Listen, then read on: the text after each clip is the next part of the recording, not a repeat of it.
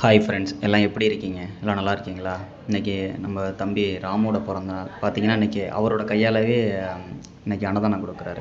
அதுபோல் நம்மளோட வீட்டு விசேஷத்தில் எதுவாக இருந்தாலும் சரி சார், உங்களோட திருமண நாள், பிறந்த நாள், அப்புறம் நம்ம முன்னோர்களோட நினைவு நாள், இது போல் நாட்களில் வந்து நம்ம அன்னதானம் கொடுத்தோம்னா நமக்கு தாங்க நல்லது. ஏன்னா நம்மளோட சங்கதிகள் நல்லாயிருக்கும். இன்றைக்கி அன்னதானம் தான் இன்றைக்கி வந்து வாழ்க்கையில் வந்து எல்லாருக்குமே ஒரு மாற்றத்தை கொடுக்குது.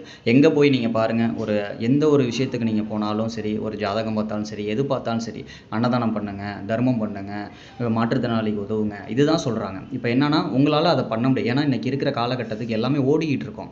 ஏன்னா காசு வேணும். ஏன்னா எதை எடுத்தாலும் இன்றைக்கி காசு, இன்னைக்கு எக்ஸ்பென்சிவ் எல்லாமே அதிகமாகிடுச்சு. பிள்ளைங்களை படிக்க வைக்கணும், வீட்டுக்கு வாடகை கொடுக்கணும், மளிகை ஜாமான் வாங்கணும் அப்படின்னு ஓடிக்கிட்டே இருக்கோம். அதனால் அதுக்காக தான் நாங்கள் இருக்கோம். இப்போ நாங்கள் அன்னதானம் பண்ணிக்கிட்டு இருக்கோம். இப்போ பார்த்தீங்கன்னா நம்மளோட ஏழ்மை உலகம் வந்து இன்றைக்கி திருச்சியில் உள்ள பல மக்களோட பசியை போக்கிக்கிட்டு இருக்கு. நம்ம என்ன தேவையோ அவங்க எங்களுக்கு ஃபோன் நம்பருக்கு கால் பண்ணாங்கன்னா போதும், அவங்களுக்கு நாங்கள் உதவுறதுக்கு தயாராக இருக்கோம். எங்கே இருந்தாலும் சரி சார், நாங்கள் ஹெல்ப்பிங் பண்ணுறதுக்கு நாங்கள் இருக்கோம்.